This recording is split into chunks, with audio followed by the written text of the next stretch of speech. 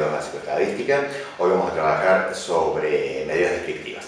Vamos a organizarlas con medidas descriptivas en tres grandes grupos: las medidas de posición, las medidas de dispersión y de forma. Las medidas de posición van a ser aquellas que nos van a permitir situar en torno a qué valores se organizan los datos. Las medidas de dispersión van a servirnos para conocer si los datos son homogéneos o heterogéneos, es decir, van a evaluar la variabilidad de nuestras observaciones. Y las medidas de forma, de ellas solamente nos vamos a ocupar del problema de la asimetría. Esto es, si una distribución presenta valores extremos, sea por los valores más altos o los más bajos de la distribución. A cada una de estas características de la distribución la vamos a resumir con medidas. La idea de medidas descriptivas es la de contar con números, con valores breves que permitan caracterizar la distribución de manera acotada. Entonces, siempre con nuestra idea de resumir los datos, expresarlos de manera breve, de manera acotada. Las medidas descriptivas que vamos a mencionar las vamos a ir organizando en función de los diferentes niveles de medición de las variables.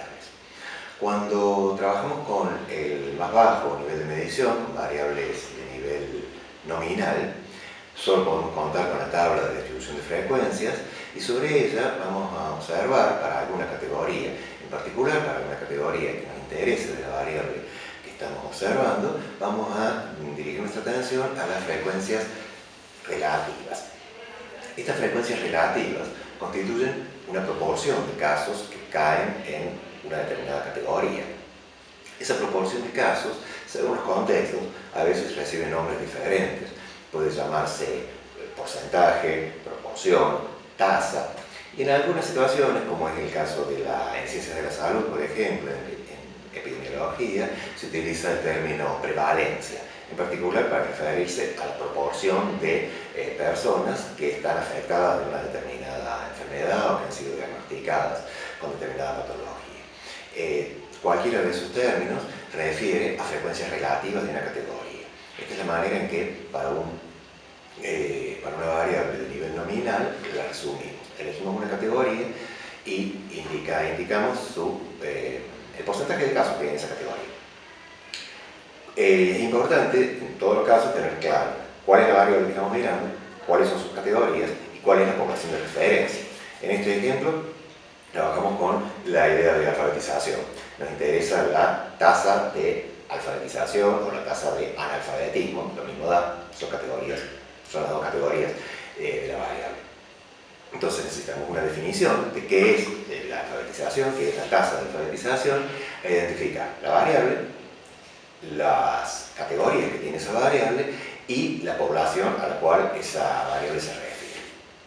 Construimos la tabla de distribución de frecuencias en función de los datos de que disponemos, los datos que hayamos recogido, y observamos en este ejemplo particular que la proporción de 3%, o el porcentaje del 3%, son aquellos que indicaron en nuestro relevamiento que no saben leer y escribir. Es decir, decimos entonces que la tasa de analfabetismo es del 3%.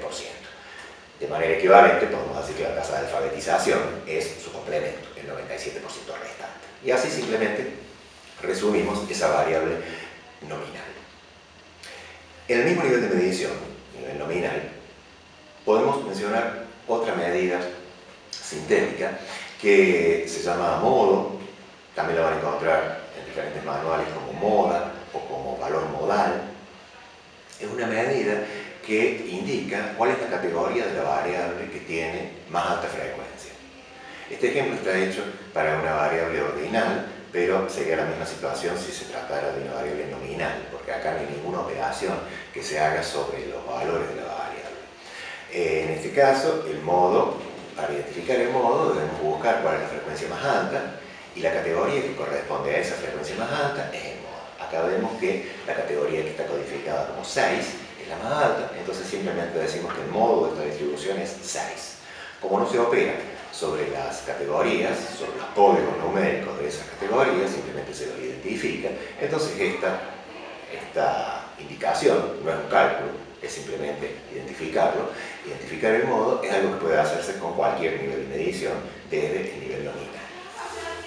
En el caso que la variable tenga nivel ordinal, y podamos construir en la tabla de distribución de frecuencias también las frecuencias acumuladas, entonces es posible definir una medida más refinada, digamos,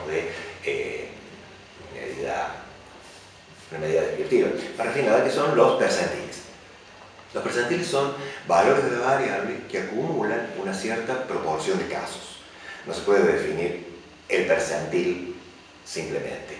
Hay que especificar qué percentil es el que queremos calcular. El percentil X es el valor de la variable que acumula un X% de los casos. En este ejemplo, nuevamente, la tabla de distribución de frecuencias de los pesos al nacer, acá está destacado un valor de la variable, el valor 1651 gramos, que corresponde a una frecuencia relativa acumulada de 0,04. Allí entonces decimos que el 4% de los niños nació con peso inferior a 1651 gramos.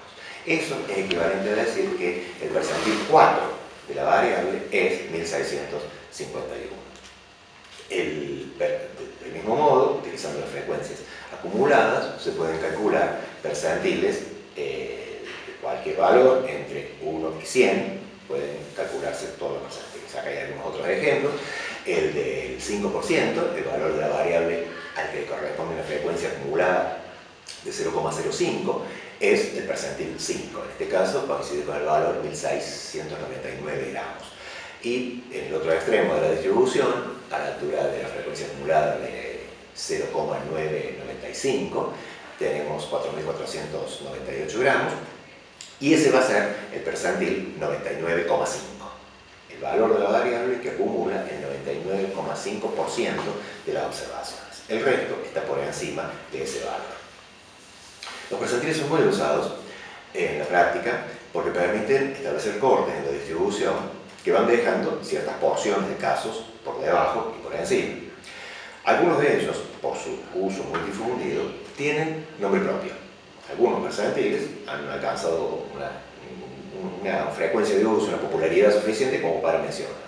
Uno de ellos es el percentil 50, que es el valor de la variable que acumula el 50% de los casos, o vamos a decir que deja por debajo el 50% de los casos.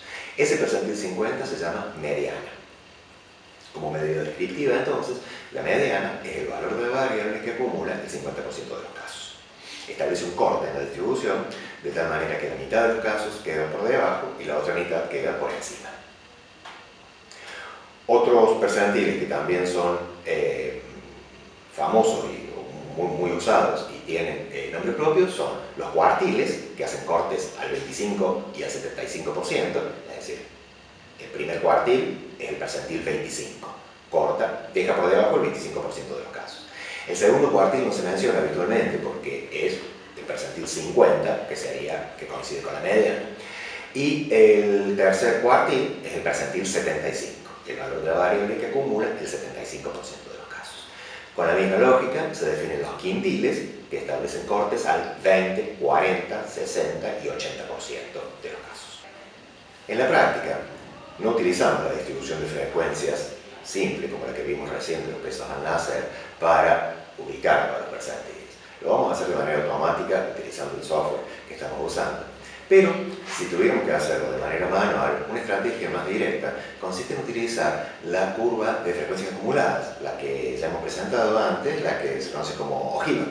La ojiva es la curva de frecuencias acumuladas, como acumula desde 0 hasta 1, o de 0 hasta el 100%, podemos en el eje vertical ubicar un punto de corte, en este ejemplo está puesto el 0,50 o 50%, y desde allí llegar hasta la curva y bajar hasta el eje horizontal, que es el eje de la variable, mostrando allí el valor de la variable que acumula el 50% de los casos, es decir, encontrando allí la mediana. Idénticamente se puede hacer para calcular percentiles diferentes, cuartiles, quintiles, etc., simplemente marcando en el eje vertical el percentil que me interesa y llevándolo hasta la curva, hasta la ojiva. Cuando la variable tiene nivel cuantitativo, Entonces es posible calcular una de las más conocidas de las medidas descriptivas, a la que conocemos como promedio, o también la media. Aquí la vamos a llamar media, pero son sinónimos, media o promedio. La media, en general, no hay dificultad en calcularla. Todos sabemos que si tenemos una serie simple, calculamos la media sumando todas las observaciones y dividiendo por el total de casos. Esto se expresa de manera formal con el signo de sumatoria que vemos aquí. Cuando la variable está presentada, cuando la distribución de la variable está presentada en una tabla de distribución de frecuencias, entonces hay que contar cada observación tantas veces como la frecuencia lo indique, por lo que la expresión general para el cálculo de la media va a ser la de sumar cada una de las frecuencias multiplicada por el valor de la variable, es decir, la suma de cada x, cada valor de la variable multiplicado por su frecuencia, y eso es lo que vamos a dividir por el número total de observaciones. La media constituye un punto de equilibrio de las observaciones. Un punto de equilibrio que en este esquema mostramos en un sentido físico, como si se tratara de una tabla que tiene puestos pesos equivalentes a cada una de las observaciones que tenemos, pesos que están ubicados en el lugar que indica el valor de la variable y cuya cantidad corresponde a las frecuencias. Así, por ejemplo, el primero de esos está ubicado en el primer valor de la variable y hay tantos cuadraditos de esos como la frecuencia lo indica. Observemos que la media, el lugar donde está indicada la media, es el punto en el que sería necesario colocar un apoyo para que esta tabla se equilibrara, para que esta tabla quedara en equilibrio con los pesos que hay de un lado y del otro. Observemos que el número de observaciones que hay por debajo del promedio, que es 7, y el número de observaciones que hay por encima es 5, es decir, la media no corta a la distribución al 50%. Eso es algo propio de la mediana, es importante no confundirlos. La media es un punto de equilibrio de las observaciones. La mediana es el valor que deja por debajo del 50%. La media no necesariamente hace eso. Puede suceder, lo vamos a ver en un momento. Vamos a definir los desvíos individuales como los alejamientos que tiene cada observación del promedio. Necesitamos definirlo porque hay una propiedad importante de la media que sirve inclusive para definirla a ella misma, la media. Los desvíos son entonces los alejamientos que cada observación tiene del promedio. Es la diferencia entre el valor de la variable y el promedio. Los desvíos, las observaciones que sean menores al promedio van a tener desvíos negativos, las que sean superiores al promedio tendrán desvíos positivos, y si alguna observación coincide con la media, su desvío será cero. Porque estos desvíos están equilibrados, en razón de lo que acabamos de decir, que la media opera como un punto de equilibrio de las observaciones, en razón de eso, la suma de todos los desvíos siempre es igual a cero. Esto es, los desvíos que están por debajo del promedio compensan a los desvíos que están por encima y la suma completa da por resultado cero.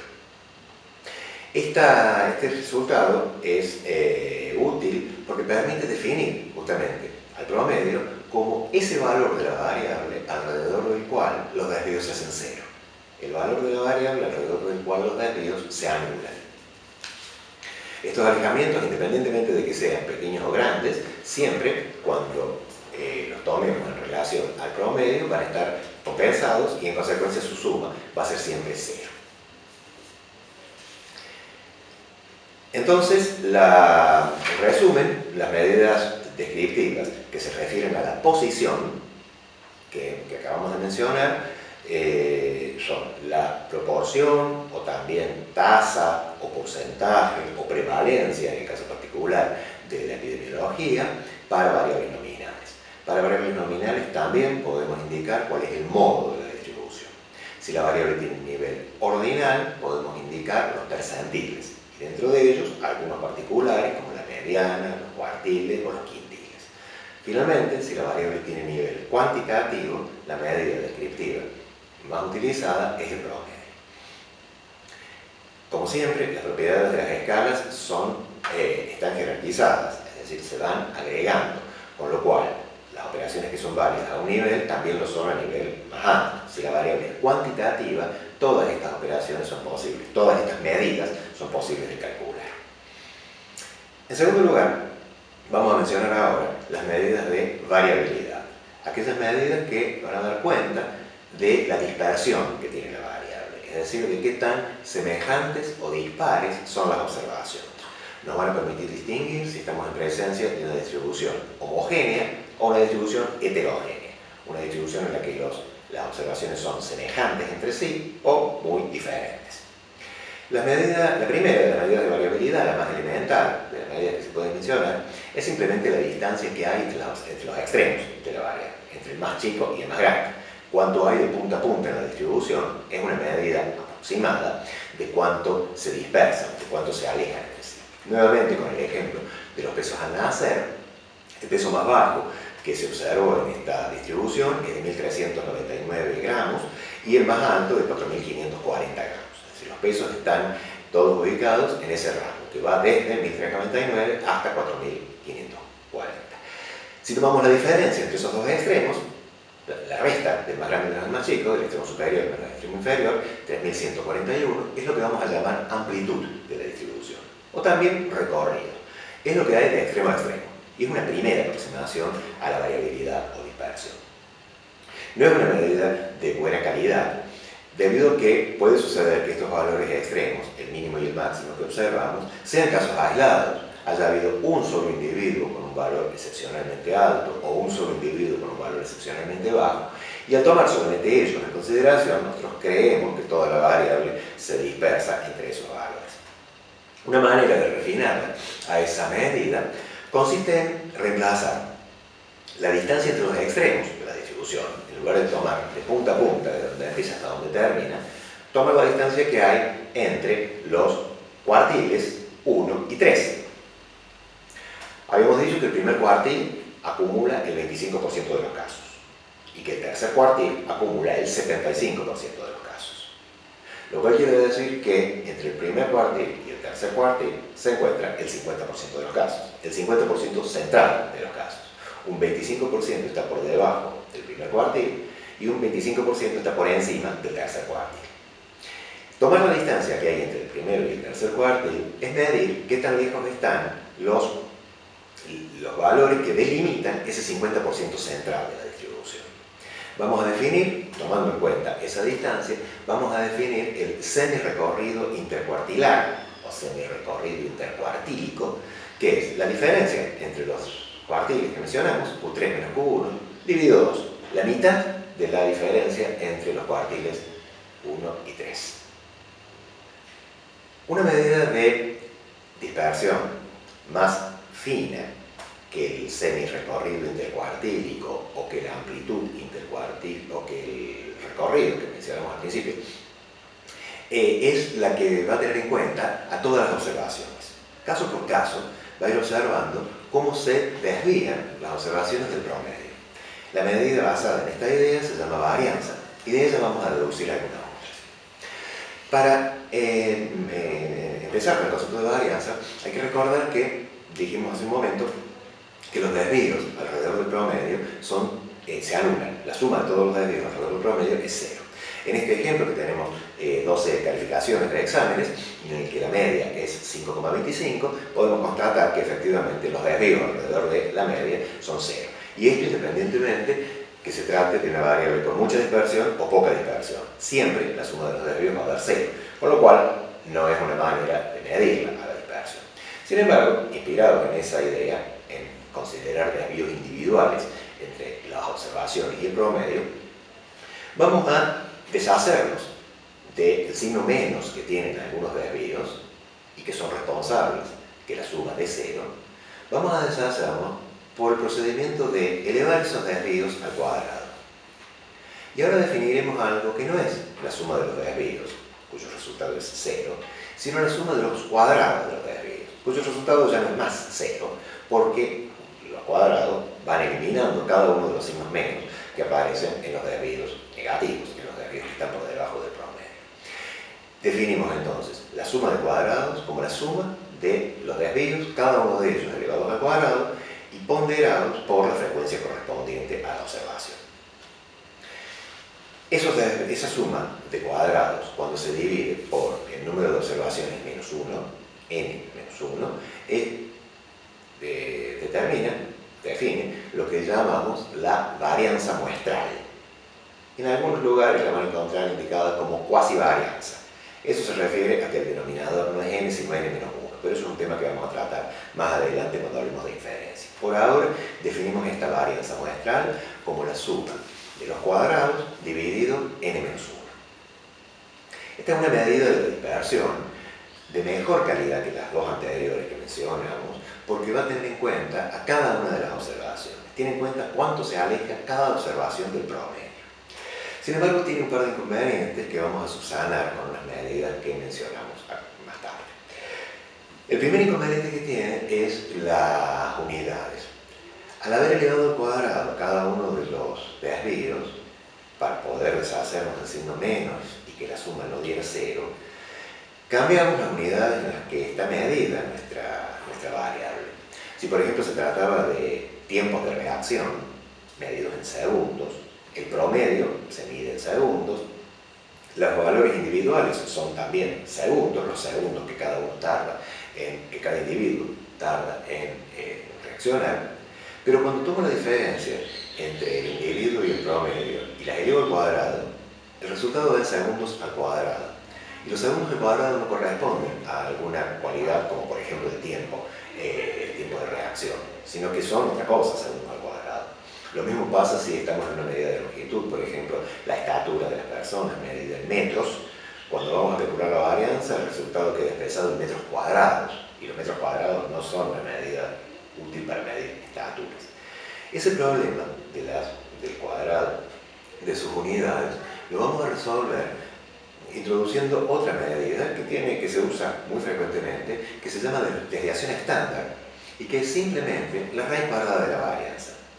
Esto es, una vez que elevamos al cuadrado cada uno de los desvíos para evitar que la suma se haga 0, lo sumamos para obtener la suma de cuadrados y dividimos por n-1 para generar la varianza, a ese resultado le ponemos una raíz cuadrada y lo que obtenemos es la desviación estándar, una medida de la dispersión que ahora está expresada en las mismas unidades que la variable original. El segundo problema que tiene la varianza y que lo comparte con la desviación estándar es que los valores que puede asumir pueden ser muy grandes y eso tiene como consecuencia que es difícil hacer un juicio evaluativo acerca de una distribución que tenga mucha o poca dispersión.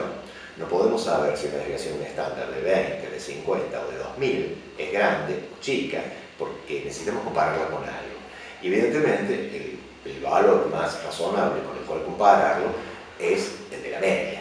Ver cuánto vale la desviación estándar en relación a la media. Esa sería la manera en que podríamos darle un contexto en el cual evaluar y decidir si la desviación estándar es grande o chica.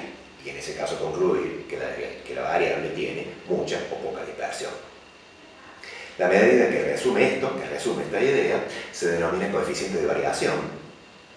Se calcula poniendo en correspondencia a la desviación estándar con la media y expresando ese resultado como porcentaje. La forma para calcularlo es dividiendo la desviación estándar en la media y multiplicando eso por 100 para que quede como porcentaje. Ahora, esta medida es una medida relativa de la variabilidad, ya no tiene unidades y permite hacer un juicio sobre una variabilidad alta o baja. En la práctica, coeficientes de variación en el orden del 10 o el 15% permiten considerar a la variable como con poca variabilidad, con poca dispersión. Y en esos casos, la media constituye un buen representante de los datos. Por el contrario, si el coeficiente de variación se va más allá del 15%, entonces tenemos una variable que tiene mucha dispersión y en consecuencia la media no va a ser una medida adecuada para resumirla. La media es inconveniente cuando las observaciones son excesivamente dispares. Si decimos que con las calificaciones de dos parciales, que son 4 y 10, promediamos 7, tenemos correctamente calculada la media de 7, es efectivamente el promedio entre 4 y 10, pero ese 7 representa mal el comportamiento de los parciales, el comportamiento de las notas, y esas notas son muy dispares. Es muy diferente si las notas hubiesen sido, por ejemplo, un 6 y un 8. En ese caso, el promedio 7 es un mejor representante. En este segundo caso tenemos poca variabilidad con el 6 y el 8, mientras que en el primer ejemplo, entre el 4 y el 10, hay mucha variabilidad. La calidad que tenga la media como representante de los datos va a estar en parte influida por la variabilidad, por la dispersión. Por eso el coeficiente de variación nos da una idea de qué tanto podemos confiar en el promedio como medida de resumen de los datos. Con estas medidas entonces expresamos de manera resumida la variabilidad de la distribución. Las medidas que hemos mencionado entonces, el recorrido, el semi-recorrido intercuartílico, la varianza, desviación estándar y el coeficiente de variación por último. En todos los casos debemos hablar de variables cuantitativas, porque para hacer referencia a la distancia que hay entre observaciones, que es lo que mide la dispersión, necesitamos poder hacer diferencias entre categorías, y esto solamente vale para los niveles intervalar y proporcional. La última característica que nos va a interesar analizar de una variable es su grado de asimetría. La asimetría se refiere al hecho de que existan en la distribución valores extremos. Una distribución es asimétrica cuando hay una gran proporción de casos alrededor de ciertos valores y algunos casos que asumen valores extremos. Un ejemplo bastante común de esto suele ser la distribución de los ingresos. Los ingresos están distribuidos en su más alta proporción entre los valores medios o bajos, y hay algunos casos extremos que son excepcionalmente elevados. Cuando así sucede, decimos que la distribución es asimétrica. La asimetría tiene impacto sobre el valor que asuma la media, porque la media es sensible a los valores extremos de la distribución. Nuestro esquema anterior del equilibrio de la media como punto de equilibrio de las observaciones puede verse modificado marcadamente cuando existen valores extremos. Acá tenemos dos distribuciones muy similares para las cuales la mediana vale 3 en ambos casos, pero la media vale 3,86 en el primero y 5,86 en el segundo caso. La diferencia entre esas dos distribuciones es simplemente que un valor ha sido cambiado. El último valor, en lugar de ser 6 como en la primera distribución, es un número más grande, es 20. Acá vemos eso representado de manera gráfica. En el primero, el último valor de la variable es 6, en el segundo es 10, en el último es 20. Así podemos ver los efectos que tienen sobre el promedio, podemos ver cómo se va inclinando el promedio hacia esos valores extremos. La mayor parte de la distribución no ha cambiado. La mediana no ha cambiado, la mediana sigue siendo 3, el valor de la variable que deja por debajo del 50% de los casos. Sin embargo, la media va haciéndose más grande a medida que modifico ese último valor de 6, 10, 20, etc. Esa sensibilidad de la media a los valores extremos es lo que nos va a permitir evaluar el grado de asimetría que tiene la distribución. En estos esquemas, la primera de las distribuciones tiene poca asimetría, la segunda tiene más y la última tiene una asimetría muy marcada.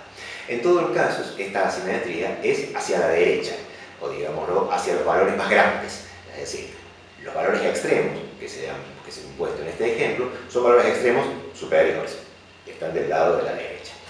En ese caso decimos que la distribución es asimétrica a la derecha.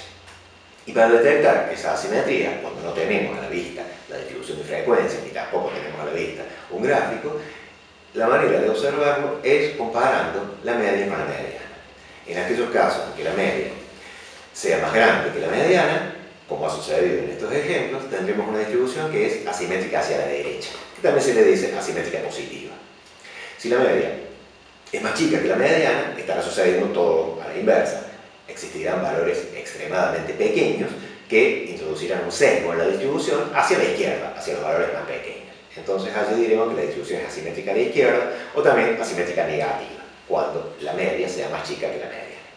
Y cuando la media coincida, o al menos coincida aproximadamente con la mediana, tendremos una distribución a la que llamaremos simétrica. La representación gráfica, a través de los histogramas, permite ver bastante claramente esta idea de asimetría. Acá tenemos dos ejemplos de distribuciones. El primero de ellos, asimétrica a la derecha, el segundo, asimétrica a la izquierda. Acá se ve que la parte global de la distribución está en un lugar y existen valores excepcionales. En el primer ejemplo, valores excepcionalmente altos, en el segundo ejemplo, valores excepcionalmente bajos.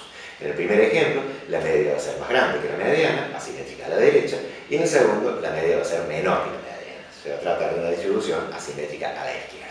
En el siguiente gráfico tenemos una distribución aproximadamente simétrica. Acá la posición de la media y de la mediana son muy semejantes. Es difícil que logremos con datos reales que la media y la mediana coincidan exactamente. Sin embargo, cuando son semejantes, podemos considerarla simétrica. Para tener una medida de síntesis del grado de asimetría, contamos con un coeficiente. El coeficiente de asimetría de Fisher, que toma en consideración los desvíos, acá vemos nuevamente cada x menos la media, pero elevados al cubo. Toma en consideración los cubos de los desvíos. Este coeficiente da valores positivos o negativos, da valores positivos cuando la distribución es asimétrica a la derecha y negativos cuando es asimétrica a la izquierda. Rigurosamente hablando, la distribución va a ser simétrica solo cuando este coeficiente valga 0. Pero en la práctica se acepta cierto margen alrededor del 0, dentro del cual considerarla simétrica la distribución. Un margen alrededor de 0,50 para el lado de los negativos o de los positivos es adecuado. Si una variable tiene un coeficiente de asimetría que está comprendido entre menos 0,50 y 0,50, entonces la distribución podemos considerarla simétrica. Estas son entonces las medidas que vamos a utilizar para describir de manera resumida una distribución. Medidas de posición, medidas de dispersión y de forma solamente la asimetría. Con esta información, en la medida de lo posible, tan completa como se puede expresar, logramos resumir un conjunto de datos que de otra manera sería arduo de sacar conclusiones de él. Con el conjunto de medidas descriptivas podemos hacernos una idea de cómo están organizados los datos y concluir acerca de